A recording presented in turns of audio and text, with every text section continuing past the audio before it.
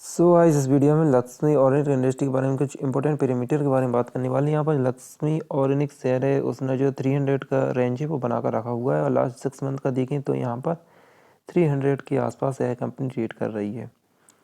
यहाँ पर थोड़ा सा मूवमेंट गया था, लेकिन फिर से यहाँ पर 300 के आसपास इसने जो इसका कंसोलिडेशन एरिया है वो यहाँ पर बना हुए हैं।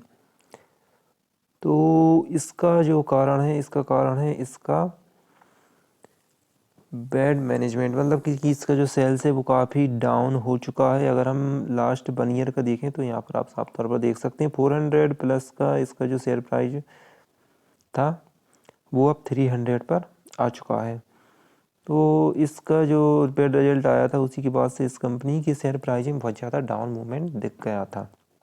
हालांकि आईपीओ के समय इसकी कंपनी की शेयर प्राइस काफ़ी कम थी, लगभग 200 के आसपास, और जब इसका सेल्स रिजल्ट अच्छा आया तो यहाँ पर अच्छा खासा मूवमेंट भी दिखा। 500 550 के आसपास इस कंपनी का शेयर प्राइस पहुँच गया और इसके बाद यहाँ पर थोड़ा सा सपोर्ट लेवल इसने बनाया, वो था 400 का। 400 का सपोर्ट है वो भी बहुत टाइम तक इसने बनाए रखा। यहाँ पर देख सकते हैं 22 अक्टूबर में यहाँ पर 450 के आसपास इस कंपनी का शेयर प्राइस है, जो कि लगभग 29 अप्रैल मतलब अप्रैल 2022 तक रहा। और यहाँ पर बैड रिजल्ट आया तो यहाँ पर इसका शेयर प्राइस काफ़ी फॉल हो गया, जो कि 300 के आसपास पहुँच गया है।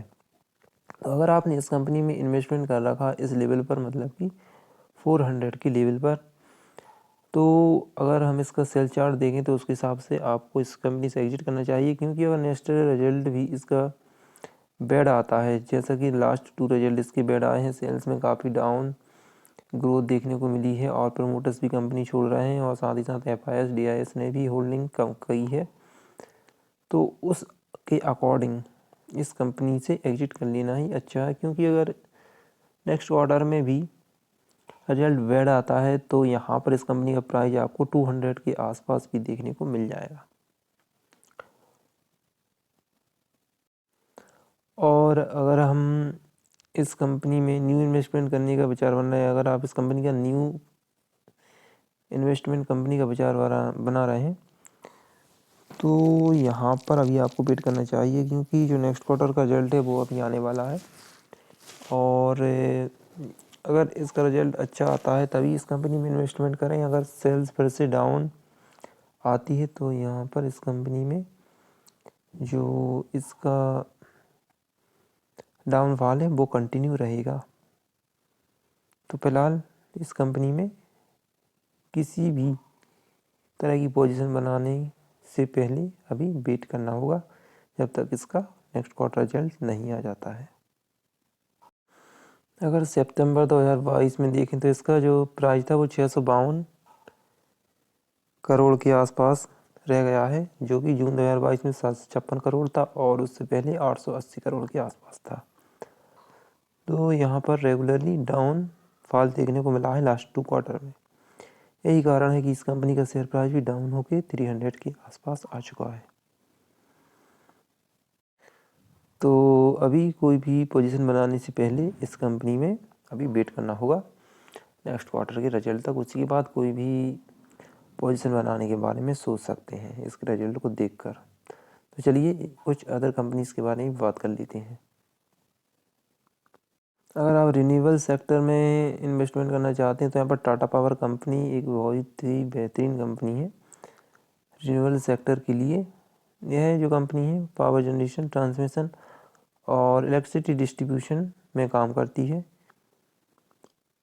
जो और 2025 तक यह कंपनी 1 लाख की भी चार्जिंग स्टेशन भी स्थापित करने वाली है। तो यहाँ पर सभी चीज़ का इसको फ़ायदा मिलेगा, क्योंकि यहाँ पर जितने भी इसके प्रोजेक्ट हैं वो फ्यूचरिस्टिक हैं। इलेक्ट्रिक व्हीकल आएंगी तो उनको चार्ज करने की ज़रूरत पड़ेगी, जो कि टाटा पावर ईवी चार्जिंग स्थापित कर रहा है और बहुत बड़ी क्वांटिटी में स्थापित कर रहा है। 2025 तक इसका लक्ष्य पूरा भी हो जाएगा। और जनरेशन और ट्रांसमिशन और डिस्ट्रीब्यूशन में भी यह कंपनी अच्छा काम कर रही है, तो यहाँ पर इस कंपनी को उसका भी बहुत अच्छा प्रॉफिट मिलेगा। और इस कंपनी का अगर शेयर मार्केट देखें तो इस कंपनी का मार्केट 65,000 करोड़ रुपए का है, जो कि बहुत बड़ा मार्केट कैप है। वहीं हमने लक्ष्मी ऑर्गेनिक के मार्केट की बात करें तो वो सिर्फ 7,000 करोड़ था और इसका मार्केट 65,000 करोड़ रुपए का है, तो उससे बहुत बड़ा इसका मार्केट है। और ये इस कंपनी का जो अभी प्राइस है वो 206 के आसपास ट्रेड कर रहा है। तो यहाँ पर हम कह सकते हैं कि यहाँ पर लो लेवल के आसपास ट्रेड कर रहा है। तो अगर आप न्यू पोजीशन बनाना चाहते हैं तो यहाँ पर आप न्यू पोजीशन भी बना सकते हैं इसमें, क्योंकि इसका जो सपोर्ट लेवल है वो फिलहाल में लास्ट 1 ईयर से 220 का है। तो बहुत जल्द यह कंपनी का शेयर प्राइस 220 के आसपास फिर से पहुँच सकता है। FIS और DIS की बात करें तो यहाँ पर FIS की जो होल्डिंग है वो काफ़ी बढ़ गई है और DIS की होल्डिंग थोड़ी सी कम हो गई है। तो यहाँ पर कोई इसमें ज़्यादा अंतर नहीं आया है और यहाँ पर भी पॉजिटिव है, तो यहाँ पर हम इसको पॉजिटिव पॉइंट ही देंगे। तो अगर आप किसी रिन्यूएबल सेक्टर में इन्वेस्टमेंट करना चाहते हैं तो टाटा पावर एक बहुत ही बेहतरीन विकल्प हो सकता है आपके लिए। इसमें भी आप इन्वेस्टमेंट कर सकते हैं। तो चलिए अब स्प्लिट वाली कंपनी के बारे में बात कर लेते हैं। तो दोस्तों यहाँ पर इस कंपनी का नाम है दीप डायमंड कंपनी। अगर आप इस कंपनी में इन्वेस्टमेंट करते हैं तो यहाँ पर 1:10 का स्प्लिट या इस कंपनी के द्वारा दिया जाएगा।